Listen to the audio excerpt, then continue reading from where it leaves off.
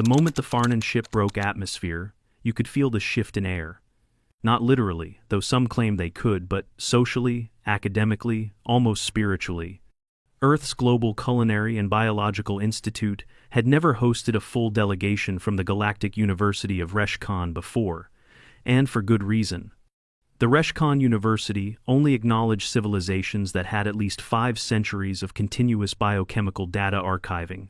Earth had about 2.5 centuries of that. The rest? Scattered cookbooks, war recipes, and Reddit threads. Still, Earth's food had become an oddity of interest across the galaxy. A backwater planet where intelligent primates casually ingested known irritants, metabolic accelerants, and in the case of the infamous Carolina Reaper chili, neuroactive alkaloids so potent they were classed as edible deterrents in at least 11 planetary databases. They were met with fanfare. Press, translators, the diplomatic corps. Trevor Langford, a human culinary chemistry student second year, pale, wiry, a man who never touched dairy without consequences, stood at the back of the main auditorium, watching the Farnins descend. They looked like translucent stingrays, with legs, thin gossamer fronds, hanging where their version of ears might be, exoskeletal ridges that shimmered slightly under Earth's gravity. And at the front of them, his chin raised in a way that somehow conveyed smugness without a single facial muscle, was Treelock. Treelock was already famous, top of his xenobiology class, multiple holocasts under his name, and a brutal thesis on culinary regression in pre-fusion species. He didn't so much walk into the lecture hall as glide with an air of predetermined superiority. Trevor leaned toward his lab partner, Lena. I give him a week before he tells someone our food belongs in a petri dish. Lena smirked. I give him an hour. It took 28 minutes. Treelock took the podium and tapped the translator node on his thoracic plate. The device flickered and projected his voice in a smooth, clipped tone. Human food, while energetically varied, presents an unusual evolutionary stagnation. You rely excessively on thermal excitation, cooking, which breaks down proteins but also annihilates most phytochemical complexity. This results in what I classify as primitive heat slop. There was a pause. A dozen human students stiffened. A few alien delegates from neutral species blinked in silent solidarity. Trevor stood very still. Treelock continued. Your spices, particularly the capsaicinoids, are indicative of desperation. Rather than adapting to avoid toxic flora, you weaponized it gastronomically. This reflects not biochemical resilience, but an alarming disregard for digestive harmony. Trevor's hand went up. Treelock's eyes, if the forward sensory nodes were indeed eyes, turned toward him. Yes, you, he said. Trevor cleared his throat. With respect, your analysis leaves out receptor variants. Capsaicin doesn't harm humans. We evolved to experience it as heat because it binds to TRPV1 pain receptors. Our bodies don't treat it as a toxin. Treelock's fronds twitched. And yet it induces sweating, inflammation, and involuntary vocalizations. That is the definition of a toxic response. A few chuckles. Trevor tried not to roll his eyes. That's also how we react to exercise, or crying. Treelock tilted slightly. Fascinating. You equate agony with nourishment. Then it happened. Treelock turned to the human audience, his voice louder. To demonstrate the biochemical robustness of my species, I volunteer to consume your most intense specimen. What do you call it, the Carolina Reaper? Lena whispered. Oh no. Trevor's stomach dropped. Wait, that's not a good id. Bring it forth, Treelock announced. Campus kitchens were warned. The Reaper was retrieved from the Institute's secured botany lab. It was handled with gloves, placed in a sterilized isolation dome, and then escorted to the auditorium under full hazmat protocol. The lead botanist, Dr. Ellison, tried to intervene. He shouldn't eat this, she said to the diplomatic officer.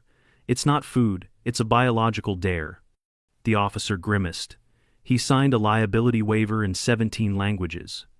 Treelock stood ready. Cameras from 3 systems hovered.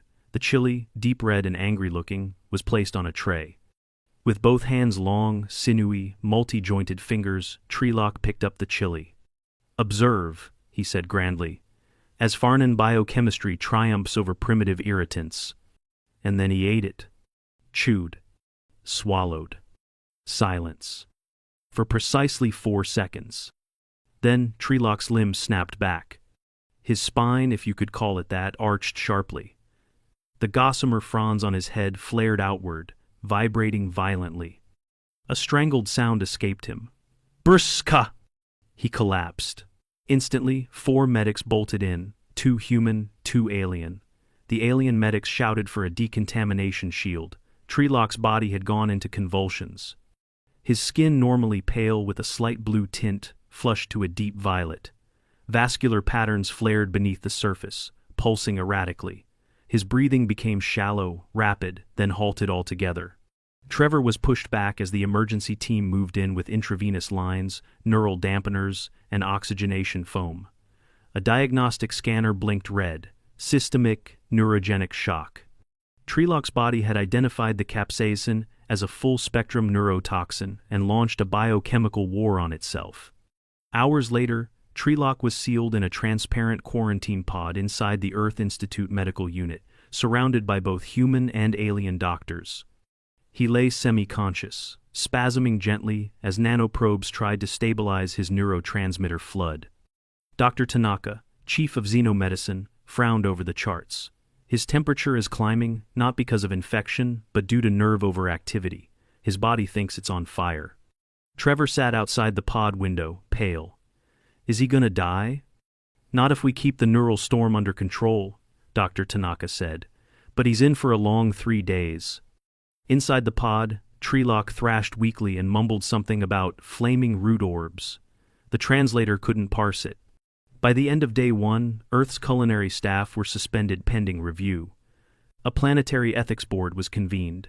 Words like culinary assault and xenogastric protocol violations were thrown around.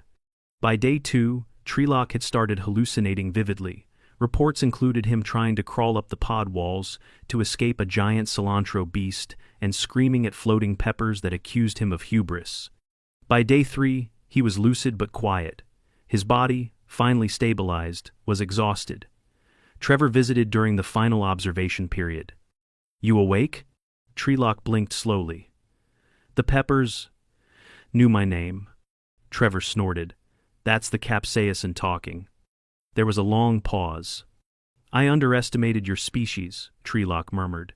Your food is not primitive. It is weaponized complexity, subtle chemical warfare disguised as flavor. Trevor nodded. Yeah, we call it lunch. Trelock stared at him. Then, very slowly, he said, I wish to stay. I must study it. Trevor blinked. Wait, you want to stay? After all that? Your food attempted to kill me and failed. Trelock's fronds drooped slightly in what Trevor swore was reverence. I have never been more intrigued. The ethics board convened 40 hours into Trelock's medical isolation. They'd transformed one of the Institute's conference halls into a temporary ethics chamber, complete with neutral lighting, biosensory filters, and translator rings for species whose communication methods required electrochemical modulation or, in one case, musical tempo. Dr. Elandra Ree, Earth's lead liaison to the Galactic University, stood at the central podium, her jaw set and voice steady. For the record, the Carolina Reaper was not forced upon the Farnin delegate.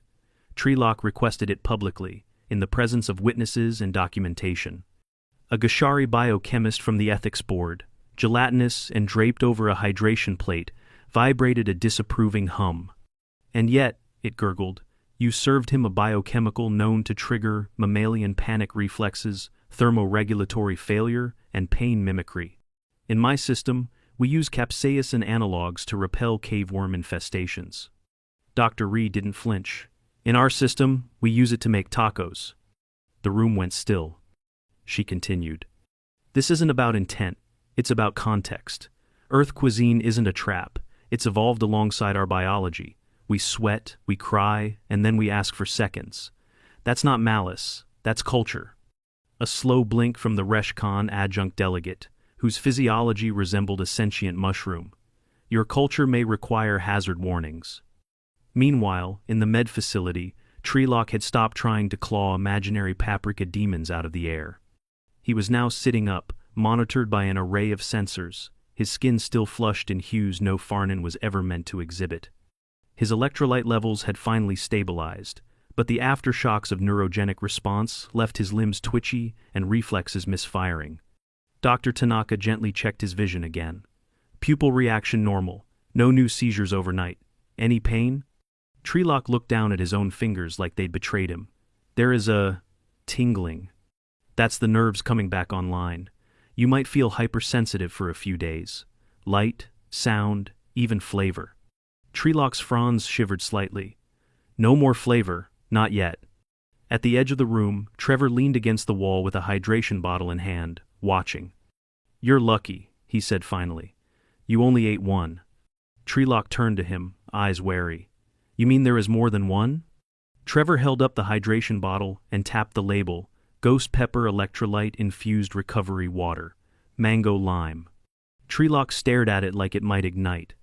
You drink that for pleasure? Some of us do, Trevor said with a shrug. Me? I like medium heat. I cried for 10 minutes after eating a Reaper once. Didn't hallucinate, though. Treelock closed his eyes, exhausted.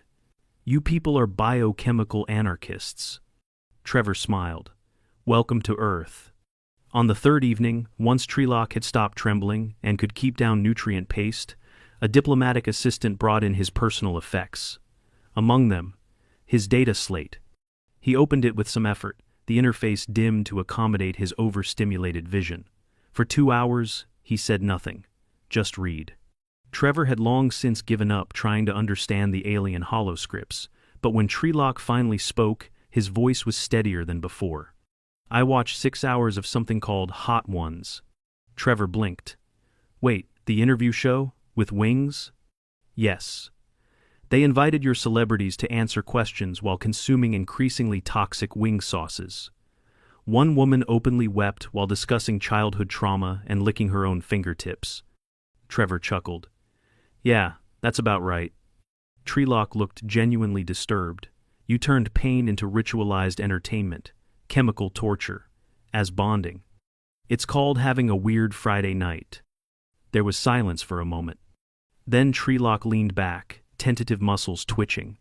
Do you know what happened when a Farnin child once consumed a native root with similar properties to your chili? Trevor shook his head. He received 3 gene therapy cycles, 6 days in a stasis tank, and an apology broadcast from the Agricultural Guild. The root was outlawed.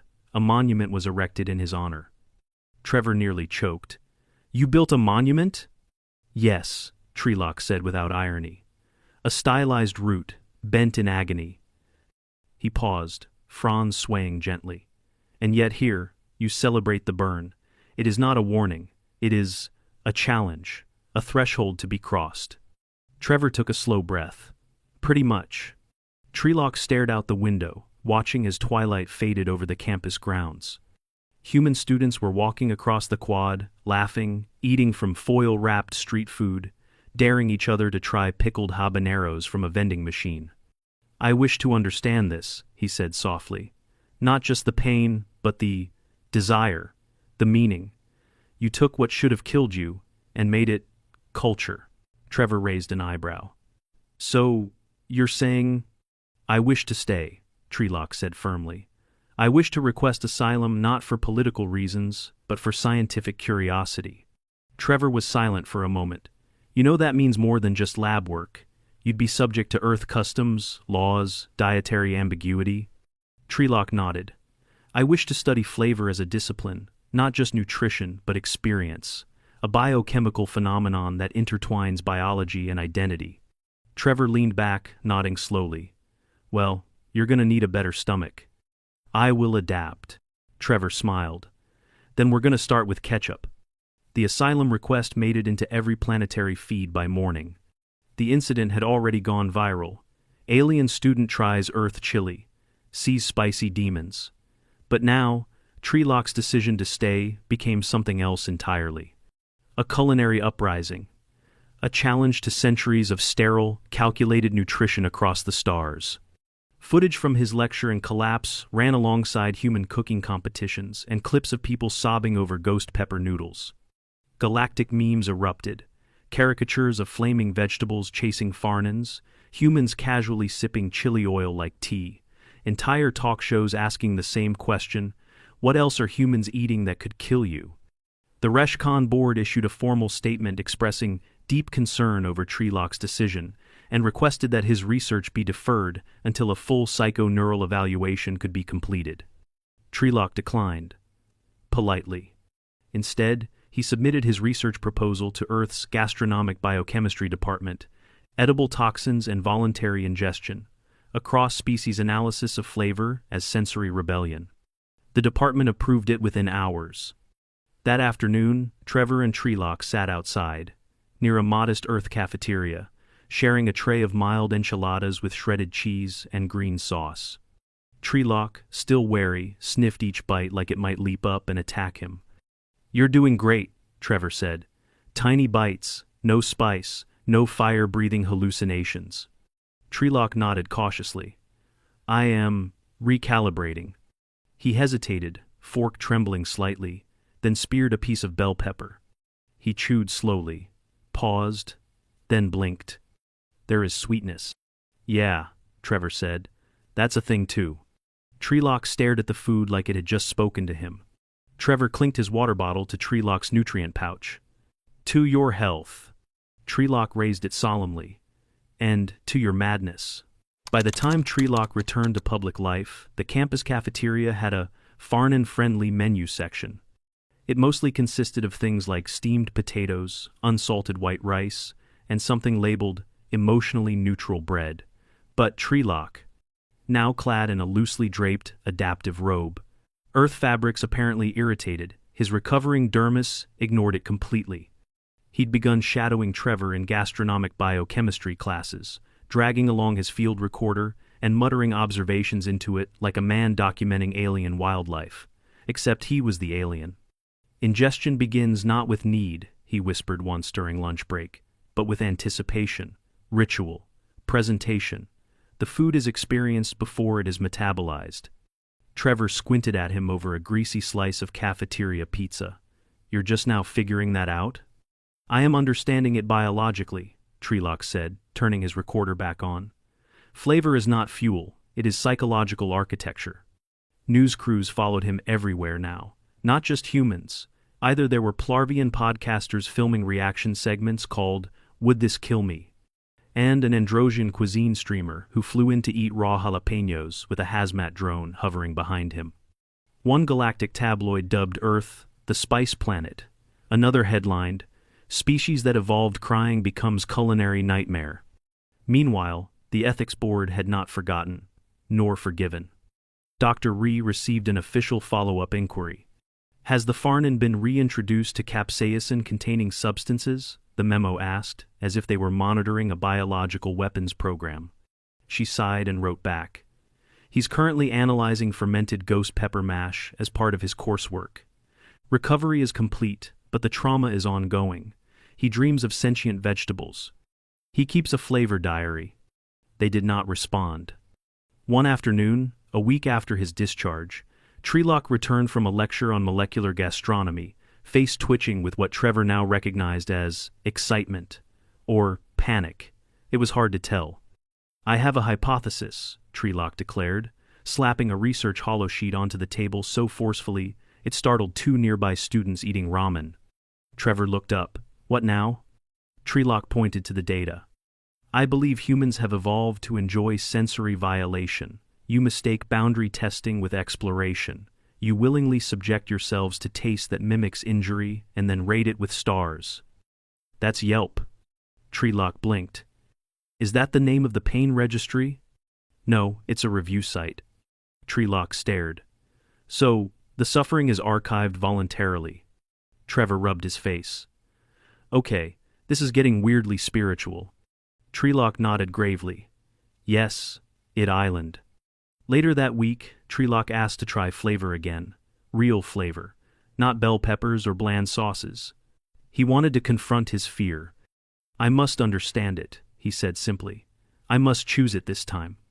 Trevor hesitated. "Are you sure? We're not going to repeat last week's capsaicin Armageddon." "I have studied my body's thresholds. We will begin with what you call mild spice. Trevor pulled up a local place he trusted. All right, we're getting Thai. They went to Sawatdi Kitchen, a family-run joint near the southern end of campus, where the menu ranged from no heat to destroy me, Grandma. Trevor ordered cautiously Penang curry, 2 stars out of 5.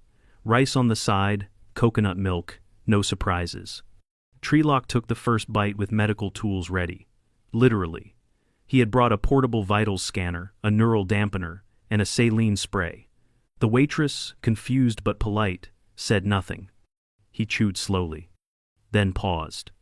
Trevor waited. No hallucinations? He asked. Treelock blinked. No, but there is complexity. Heat, but layered. Floral. A bitterness I cannot name. My receptors are reacting, but not violently. Trevor grinned. That's how it starts. Treelock took another bite. He closed his eyes. His fronds relaxed. A quiet sound escaped him, something like a sigh. Later, as they walked back under the purple haze of sunset, Treelock said something Trevor didn't expect. My species defines safety by what causes no reaction, but you define life by what challenges your thresholds. That's why you run marathons, why you climb things that can kill you, why you eat that. Trevor nodded. Yeah, it's not always smart, but it's human. They stopped near a food truck that had a line of students waiting for birria tacos. A sign on the side read, "Warning, not responsible for flavor-induced tears." Treelock smiled faintly. I think I am beginning to understand your madness. The next day, Treelock presented his interim research findings at a special lecture titled Capsaicin as Cultural Catalyst, Redefining Toxin Through Intent. The auditorium was packed. Delegates from 3 planetary consulates attended. The cafeteria made chili-themed hors d'oeuvres. Someone showed up wearing a costume shaped like a habanero. Treelock stood at the podium, taller now, confident, even with the occasional neural misfire still flickering in his fingers. I misjudged you, he began.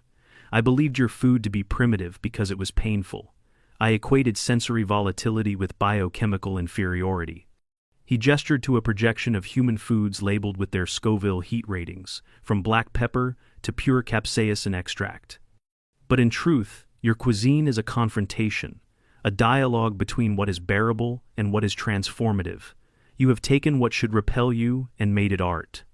He paused, hands folded neatly, voice even. Human cuisine does not coddle the eater. It challenges them to survive flavor, and in doing so, it creates meaning. A beat of silence. Then, thunderous applause.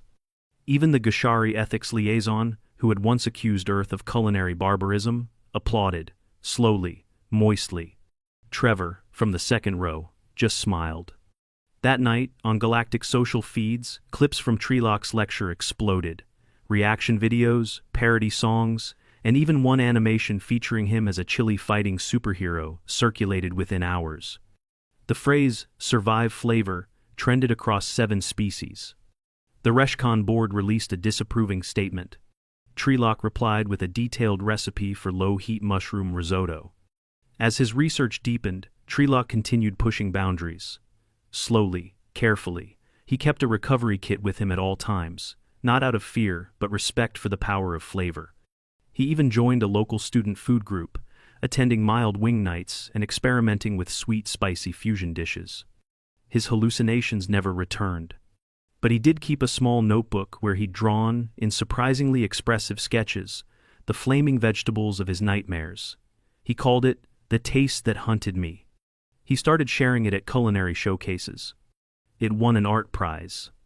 One late evening, Trevor found him sitting outside, watching steam rise from a paper container of mapo tofu. "You good?" Trevor asked. Treelock nodded slowly. "I burned my tongue." "You gonna be okay?" Treelock lifted his head, eyes thoughtful. "It hurts, but I like it." It had been 3 months since Treelock nearly died in a lecture hall, and the smell of roasted chilies no longer made his vascular ridges twitch. The final phase of his research was under review. A dual thesis, one half for Reshcan's Galactic University, the other for Earth's Gastronomic Biochemistry Department, titled Toxic Palate. Voluntary irritant consumption as a cultural and neurological identity construct. It was more than data. It was a philosophical pivot for a species that had, for millennia, treated all sensory pain as a sign of failure. And yet, Treelock stood now in Earth's largest culinary laboratory, a borrowed apron draped awkwardly over his narrow shoulders, watching a pot of simmering tomato chipotle stew while his assistant timed the boil. 3 more minutes, Trevor said, glancing at the burner. Then stir, taste, breathe, and don't panic. I will not panic, Treelock said.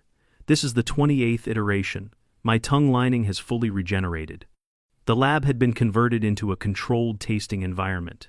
2 biomonitors, 3 species-neutral emergency kits, and a filtered air system for spice particulates. In the corner, a camera hovered silently, streaming the experiment live to a dozen planetary observers, some eager to learn, others visibly bracing for disaster. Treelock reached for a small ceramic spoon, dipped it, brought it to his mouth with reverent slowness. The taste hit, not violently, but with complexity.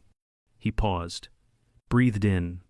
The heat spread not like fire this time, but like the glow of a memory, bright, earthy, smoky. I feel, he whispered, then frowned. What? Trevor asked, stepping forward. Happiness, Treelock finished.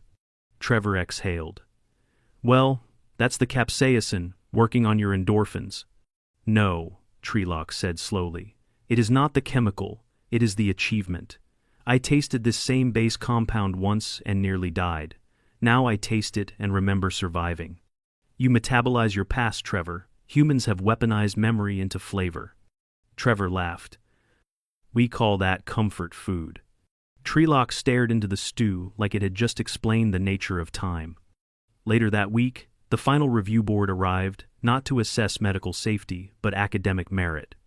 Representatives from Earth, Resh Khan, and 2 culinary science institutions from other systems convened in a modest auditorium to hear Treelock's presentation. This time, there was no spectacle, no stunt, no fire, just slides, data, slow speech, and meticulous citations.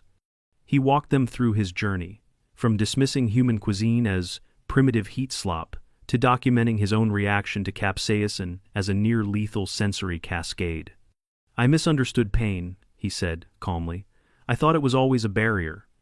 But humans have taught me that it can also be a language, one that connects past to present and self to species.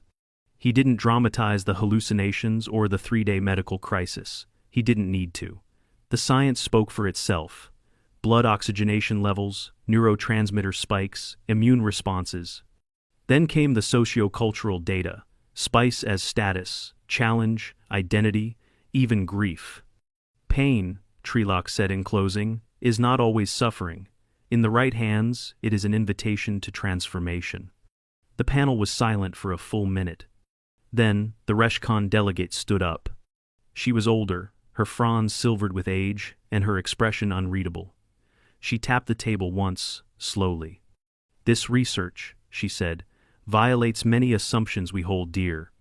Treelock lowered his gaze. Yes. She paused. Good. The vote was unanimous. Paper accepted. Research ratified. Treelock was now the galaxy's first certified xenogustator, a new interdisciplinary title created just for him. Earth's gastronomic biochemistry department granted him a teaching fellowship. His first course, sensory psychology and the spice threshold. Months later, Trevor walked past the old lecture hall where it all began. There was a plaque on the wall now, not a monument, but close. On this site, the first Farnin consumed a Carolina Reaper and lived to publish. In honor of curiosity, resilience, and regrettable choices.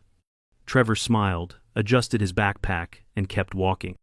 He found Treelock in the lab kitchen, preparing a batch of controlled low Scoville chili jam for a class. Treelock glanced up. You are 2 minutes early. Figured I'd bring the control group, Trevor said, holding up 2 sandwiches, one plain, one definitely not. Treelock reached for the spicier one, without hesitation. Bit, chewed, swallowed, blinked once. Cayenne? He asked. Trevor grinned. Ghost pepper extract. Welcome to intermediate level. Treelock nodded solemnly. My internal temperature has risen. My hands are moist. I believe I may cry in 6 to 8 minutes. You'll be fine. I know, Treelock said. He turned back to the counter, writing notes in his flavor diary. On the page, sweetness balanced by regret, heat intensifies memory, good pairing with citrus. Outside, a group of first-year students waited for their workshop to begin, chatting nervously about flavor profiles and nerve endings. Treelock stepped to the doorway, cleared his throat, and addressed them. Welcome, he said. Today we taste the threshold. Please hydrate first. They laughed, nervously. Treelock smiled. Truly smiled. And somewhere, across the galaxy, another young alien reached for a human recipe with a mix of curiosity and terror, because Earth's legacy was no longer just war or invention. It was the astonishing fact that they'd looked into the abyss of pain, seasoned it, bottled it, and offered it with a side of chips.